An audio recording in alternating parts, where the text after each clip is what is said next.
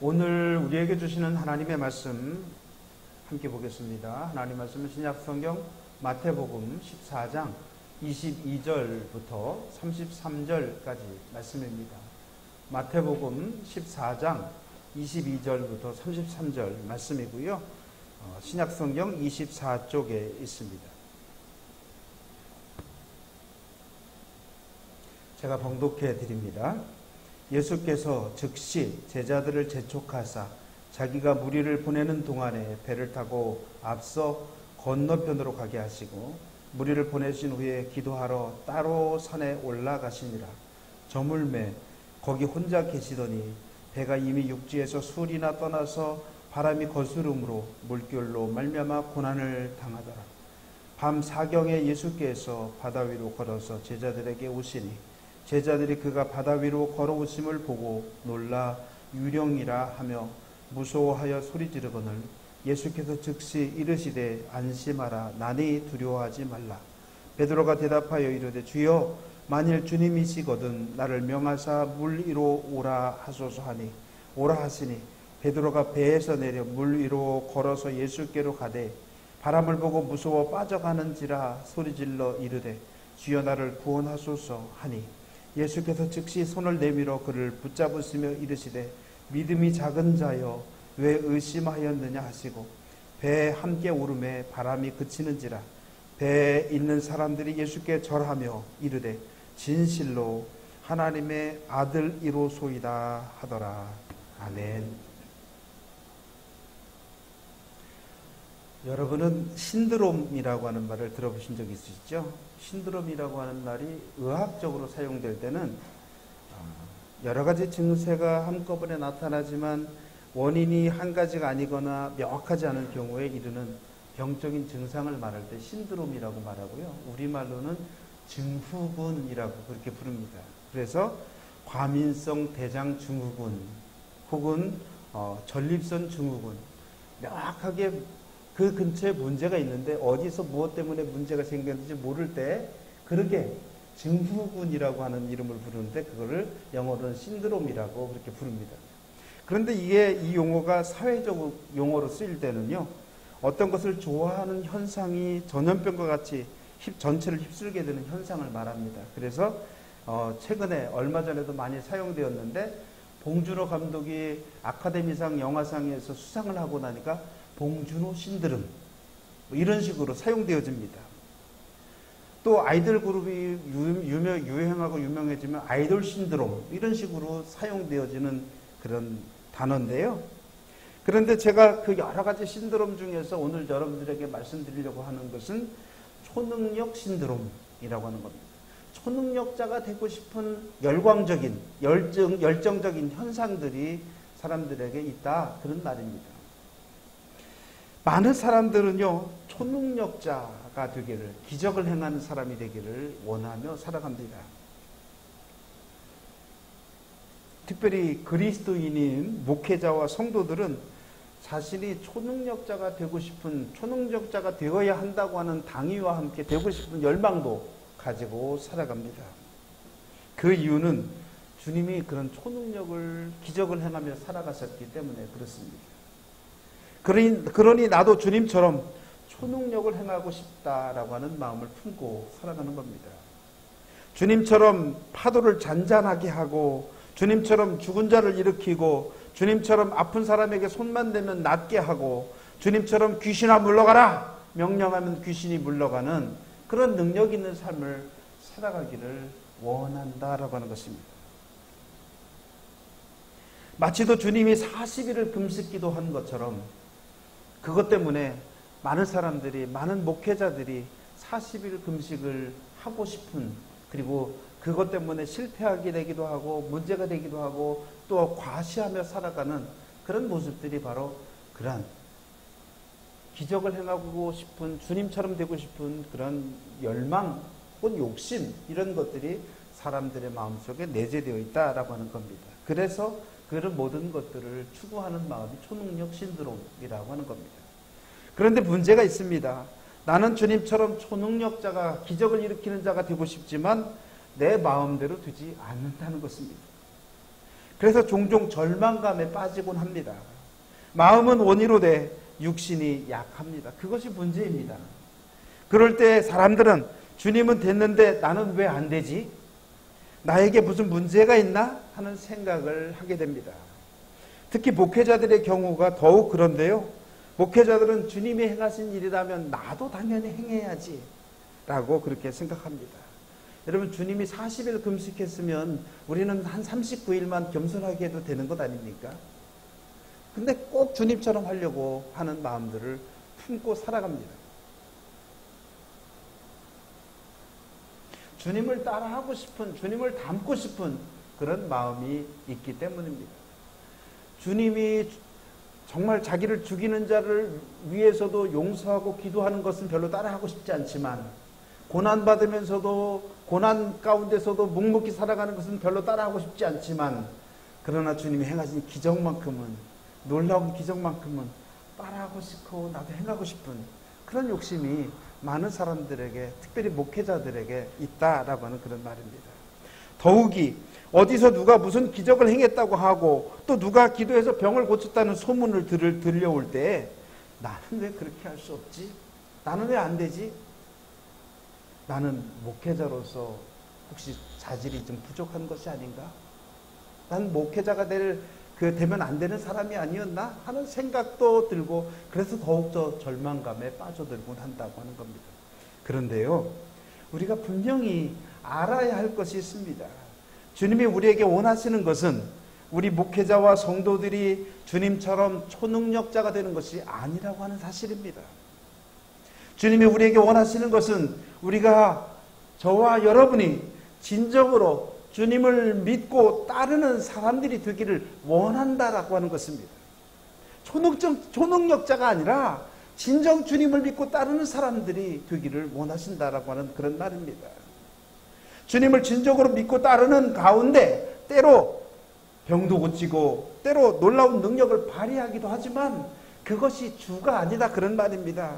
더 중요한 것은 그런 무언가를 했다라고 하는 데 있는 것이 아니라 주님을 진정으로 따르는 데 있다라고 하는 것입니다. 그렇습니다, 여러분.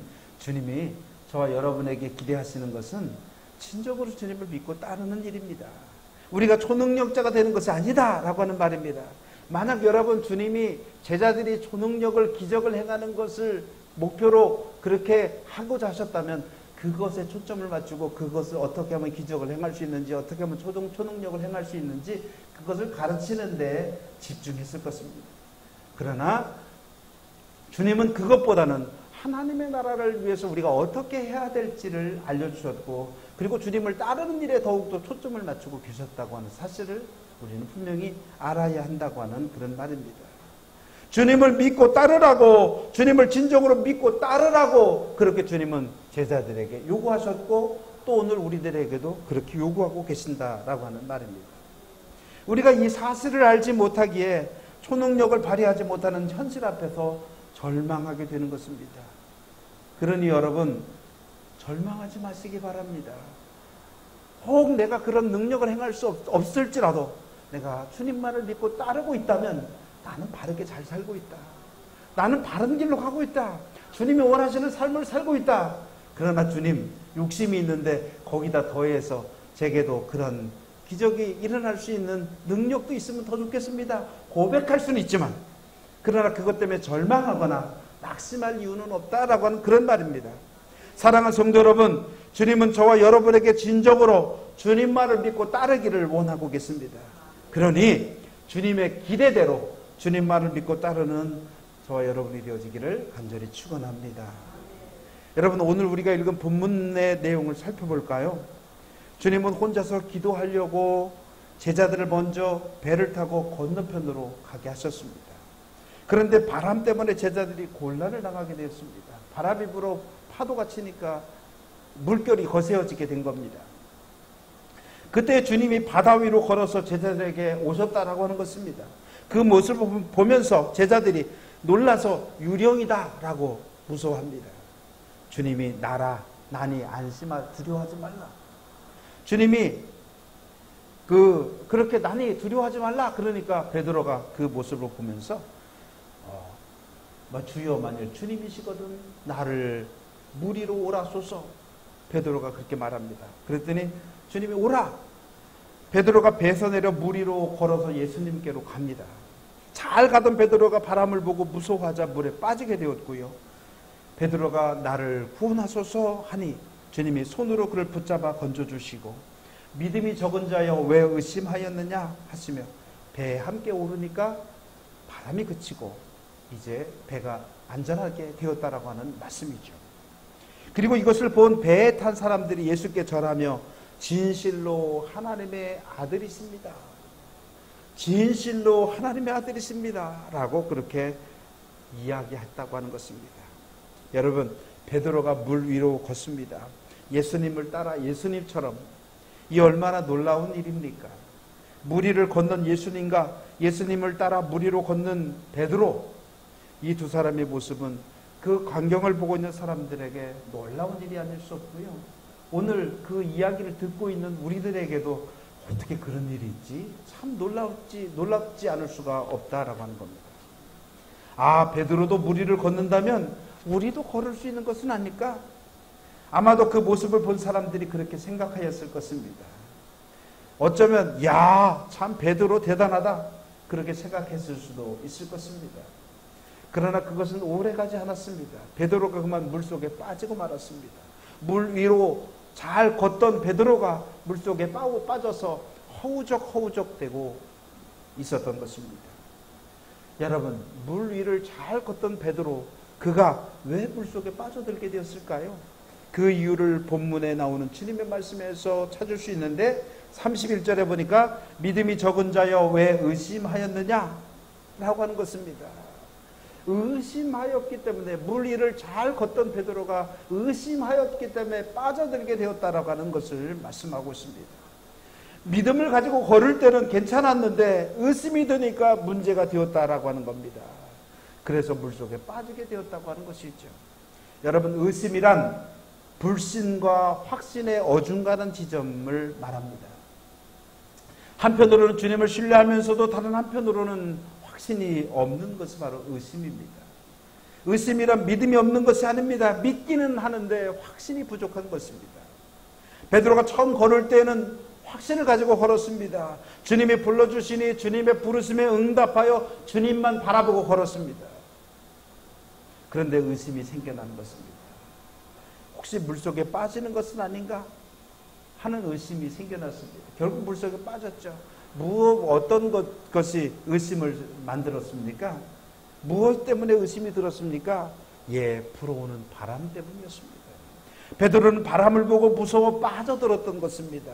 그렇습니다. 우리 믿음의 생활은 바람의 영향을 많이 받습니다.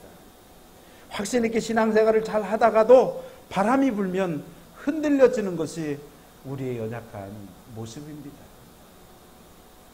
불어오는 바람 때문에 이리 흔들리고 저리 흔들리고 살아가는 것이 우리의 모습입니다. 바람 때문에 배에 탄 제자들이 두려워했던 것처럼 오늘 우리도 바람 때문에 두려워합니다. 또 베드로처럼 두려움 없이 물 위를 걷는 듯한 삶을 살아가다가도 바람의 영향을 받아서 이리 흔들리고 저리 흔들리다가 그러다가 깊은 물에 빠져서 헤어나오질 못하는, 혼자서는 도무지 헤어나오지 못하는 상태에 처하게 되기도 한다라고 하는 겁니다. 그러니 여러분, 그렇게 잘 믿던 사람들이 다 넘어지고 쓰러지고 하는 것들이 바로 그런 바람 때문이 아니겠습니까? 그렇습니다. 여러분, 바람은 우리의 중심을 흔들어 놓습니다. 나를 집어삼킬 것 같습니다. 나를 불안하게 만듭니다. 그래서 두려움에 사로잡히게 만듭니다. 그런데 안타깝게도 우리의 연약한 인생은 그 바람을 피할 수가 없습니다. 바람 앞에 그대로 노출되어 있습니다. 세상의 여러 가지 풍파로 인해서 우리는 흔들거리는 삶을 살아가게 됩니다. 제자들이 바다 위에서 바람을 만나 흔들렸던 것 같이 우리도 그렇게 흔들릴 수밖에 없는 삶을 살아갑니다. 제자들이 바다 위에서 두려워했던 것처럼 오늘 우리들도 매일매일 두려움의 연속인 삶을 살아가고 있습니다. 여러분, 세상을 살다 보면요, 여러 가지 바람을 만나게 되죠. 경제적인 바람이 불어와서 우리를, 가정을 흔들어 놓습니다. 인간관계의 바람이, 참 관계가 좋았는데 어느 틈에 오해가 생기고 서로 불신이 생겨서 흔들어 놓게 되어집니다. 건강이라고 하는 바람이 어느 날 나를 찾아와서 이러다가 죽는 것 아닐까 하는 그런 두려움을 우리에게 가져다 줍니다. 또 사탄 마귀의 시험의 바람도 우리에게는 찾아오기도 합니다. 요즘 우리나라에 불어닥친 코로나19라고 하는 바람도 도무지 언제 끝날지 알 수 없습니다. 또 지금도 여전히 비가 내리고 있습니다만 여러분, 홍수와 태풍, 장마라고 하는 바람이 우리를 정말 괴롭힙니다. 많은 사람들이, 피해자들이 생겨나고 많은 희생자들 때문에 슬퍼하는 사람들이, 또 경제적인 그런, 그리고 자기의 전 재산을 잃어버리는 아픔도 거기서 생겨나게 되죠. 물난리, 참 이거 참 피하기 힘든 그런 바람입니다. 바람 정도라면 그래도 좀 나은 편입니다. 어떤 것은 바람 정도가 아니라 태풍, 강력한 태풍으로 우리에게 찾아오기도 합니다. 그럴 때 우리에게 믿음의 확신이라도 있다면 얼마나 좋겠습니까? 이 바람은 곧 잔잔해질 것이다. 그러니 잘 견뎌낸다면 곧 괜찮아질 것이다. 나에게는 이 바람을, 이 태풍을 이겨낼 힘이 없지만 주님은 하실 수 있다. 주님이 나를 도우셔서 이기게 하실 것이다. 이런 믿음의 확신만 있다면 그래도 불안함과 두려움을 이겨낼 수 있을 텐데, 그런 믿음의 확신이 우리에게는 때때로 많이 부족하다라고 하는 것입니다. 이런 확신만 있다면 바람이든 태풍이든 그 어디 앞에 서든 우리는 두려워하지 않고 살아갈 수 있습니다. 흔들리지 않을 수 있습니다. 그런데 문제는 우리에게 그런 확신이 없다는 것입니다. 그래서 불안합니다. 그래서 두렵습니다. 이것이 우리의 문제입니다. 그런데요, 오늘 본문을 보면 물속에 빠져 죽을 것 같은 베드로가 소리를 지릅니다. 주여 나를 구원하소서. 초능력자가 되고자 했던 베드로가 초능력을 발휘한 것 같았는데 그만 물속에 빠져들고, 그리고 주님에게 나를 구원해달라고 소리 지릅니다. 그러자 주님은 즉시 손을 내밀어 베드로를 붙잡아 주셨다는 것입니다. 그리고 베드로와 함께 배 위에 오르자 바람이 그치게 되었다는 것입니다. 여기서 우리는 베드로가 주님의 제자로 성장해 가는 과정, 성장해 가는 모습을 발견하게 됩니다. 여러분, 베드로가 주님의 제자로 성장하게 되는 과정과 그 모습은 그가 베드로가 예수님처럼 무리를 걸었기 때문이 아니라고 하는 것입니다. 오히려 자기의 부족함을 느끼고 부족함을 깨닫고 주님에게 도움을 청했다고 하는 그것에 있습니다. 그리고 주님이 손을 내밀었을 때 베드로가 그 손을 붙잡고 그 물 위에 올라서 물속에서 빠져들던 물속에서 올라왔고 배에 함께 오르게 되었다는데, 주님이 제자가 되는 과정이 있다라고 하는 그런 말입니다. 이것이 그 무엇보다 중요하다고 하는 말입니다. 그렇습니다, 여러분. 주님의 제자가 되는 길은 주님처럼 기적을 행하는 것이 아닙니다. 오히려 주님에게 도움을 청하는 것입니다.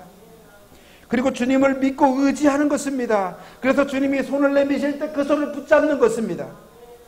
주님을 내 배에 모셔드려서 내가 탄 배의 선장으로서 주님이 그 배를 움직이도록 하시는 일입니다.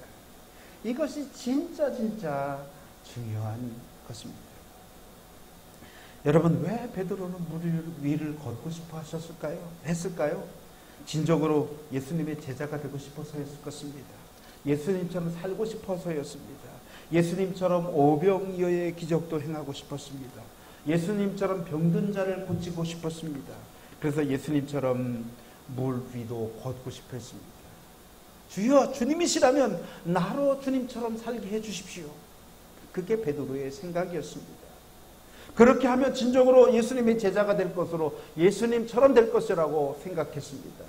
그러나 여러분, 예수님의 제자가 되는 길은 예수님처럼 초능력을 발휘하는 사람이 되는 것이 아닙니다. 여러 가지 기적을 행하고 예수님처럼 무리를 걷는 사람이 되는 것이 아닙니다. 오히려 물속에 빠져갈 때 주님에게 도움을 청하는 사람이 되는 것입니다. 주님의 손을 붙잡는 사람이 되는 것입니다. 여러분, 예수님의 제자는 불안과 의심과 두려움이 없는 사람이 되는 것이 아니라고 하는 말입니다. 여러분, 오히려 불안과 의심과 두려움의 한복판에서 주님의 붙드심에 나를 맡길 수 있는 사람이 되어지는 것이 주님의 제자가 되는 길이라고 하는 말입니다. 예수님의 제자란 내가 능동적으로 무언가를 행하고 큰 성취를 이루는 사람이 아니라 수동적일지라도 예수님을 믿을 줄 아는 사람, 예수님을 믿고 기댈 줄 아는 사람, 한마디로 예수님을 믿고 따르는 사람, 그 사람이 바로 예수님의 제자라고 하는 말입니다. 여러분, 오늘 본문에서 베드로는요, 자신이 예수님을 따라 걷고 있다는 사실에 우쭐하였을 것입니다. 그러나 그것도 잠시뿐 불어오는 바람 때문에 그만 두려움에 빠지고 말았습니다. 그래서 불안하였고, 그래서 두려웠습니다. 그래서 물속에 빠져들게 되었다라고 하는 것입니다. 우리도 세상에 살면서 때로는 확신과 때로는 정말 열정이 가득 차서 살아갈 때가 있잖아요. 그때는 모든 의심도 물러가고 정말 늘 기쁨이 넘칠 것 같은 삶을 살지만, 그러나 어느 틈엔가 내 마음속에는 의심이 생겨나게 되고 내 마음속에는 기쁨은 사라지고 오히려 불안이, 두려움이 우리에게 찾아오게 되어지는 때가 있지 않습니까? 물속에 빠져들게 될 때가 있다라고 하는 겁니다. 물에 빠진 베드로 아마도 죽을 것 같았을 것입니다. 죽을 것 같은 현실 앞에서 베드로는 주님의 이름을 불러 주님께 도움을 청했습니다. 주여 나를 구원하소서. 그러자 주님이 손을 내밀어 주셨고 베드로는 그 손을 붙잡음으로써 구원을 받게 되었다라고 하는 것입니다. 이로써 베드로는 주님의 진정한 제자가 되어가고 있었다라고 하는 겁니다. 그러니 그가 물 위를 걸었다고 하는 사실에 있는 것이 아니라 주님에게 손을 내밀었다고 하는 것이 그가 진정한 주님의 제자가 되는 그런 비결이었다라고 하는 그런 말씀이 있죠. 여러분, 주님은 베드로에게 너 왜 의심하니? 의심하는 자는 내 제자가 아니다, 이렇게 말씀하지 않는다는 사실을 주목하시기 바랍니다. 주님은 베드로에게 너는 두려워하였으니 내 제자가 아니다, 그렇게 말씀하지 않는다는 것입니다. 세상에서는 늘 바람이 불고 그래서 의심이 생겨나기 마련이고 늘 두려운 일들이 생겨나기 마련입니다. 그것을 주님은 너무도 잘 알고 계셨습니다. 그래서 주님은 오히려 주님을 부르고 주님께 연약한 손을 내밀 때 그 손을 붙잡아 주셨던 것입니다. 그리고 주님은 배에 오르셔서 그 배를 안전한 곳으로 인도하셨던 것입니다. 여러분, 오늘 본문의 맨 마지막에 배에 있는 사람들이 예수께 절하며 이르되 진실로 하나님의 아들이십니다. 아들이로소이다 하더라, 그렇게 소개하고 있죠. 그것은 오늘 무리를 걸으시고 물속에 빠져가는 베드로를 살리시며 그 주님을 배에 모시다 바람이 잔잔해지는 사건을 보면서 예수님이야말로 하나님이시며 유일한 구원자이심을 선언하고 있는 것이죠. 그러니 그러한 예수님을 따르는 것은 예수님처럼 무리를 걷는 것이 아니라 오히려 그분께 도움을 청하고 그분이 내미시는 손을 붙잡고 그분을 내 배에 오르시도록 하는 일이라고 하는 사실을 우리에게 오히려 그 일을 통해서 알려주고 있다고 하는 말입니다. 사랑하는 성도 여러분, 여러분에게 불어오는 여러 가지 바람 가운데서 주님을 믿으시며 주님께 도움을 청하시기 바랍니다. 세상의 바람은 믿음과 확신으로 살아가게 하기보다는 불안과 의심과 두려움에 빠져들게 만들게 합니다. 그래서 그만 문제 속에 우리를 빠지게 하고 죽을 것 같은 두려움으로 우리를 이끌어가고 있습니다. 그러나 우리에게는 우리를 도우시는 주님이 계십니다. 주님이 우리와 함께 하십니다. 그러니 어려울 때, 불안할 때, 두려울 때 주님께 도움을 청하시기 바랍니다. 그리고 주님이 내미시는 손을 붙잡으시기 바랍니다. 그리고 그분을 내가 타고 있는 배의 선장으로 보시기 바랍니다. 그렇게 살아갈 때 우리는 주님의 제자로서 살아가는 것이며 주님이 주시는 평안함을 누리는 삶을 살아가게 됩니다. 우리가 기적을 일으키는 사람은 못 될지라도 주님이 일으키시는 기적을 체험하며 살아가는 사람은 될 수 있다라고 하는 말입니다. 그렇습니다. 우리가 기적을 일으키는 것이 아니라 주님이 일으키시는 기적을 맛보며 살아가는 것, 이것이 바로 주님을 따라가는 삶의 모습이라고 하는 말입니다. 그리고 주님이 우리에게 기대하시고 원하시는 삶입니다. 우리와 함께 하시는 주님, 우리를 사랑하시되 흠뻑 사랑하시는 주님께 여러분의 모든 무거운 짐과 여러분의 근심과 두려움, 불안까지도 우리의 모든 것을 맡기고 주님께 도움을 청하며 주님이 손 내미실 때 그 손을 붙잡으시기를 바랍니다. 주님께 도움을 청하고 주님을 의지하는 것이 우리에게 주님이 원하시는 일임을 기억하며 초능력자가 되는 데 있는 것이 아니라 주님의 도움을 부르며 주여 부르고 주님의 손을 붙잡고 살아가는 것이야말로 진정한 주님이 우리에게 기대하시고 원하시는 일임을 기억하며 오늘도 주님의 이름을 부르고 주님께 손 내미시고 주님의 손 붙잡고 주님과 함께 살아가는 주님을 여러분들의 가정에 여러분들의 삶에 선작으로 모시고 살아가는 복된 삶이 되시기를 간절히 축원합니다. 기도하겠습니다.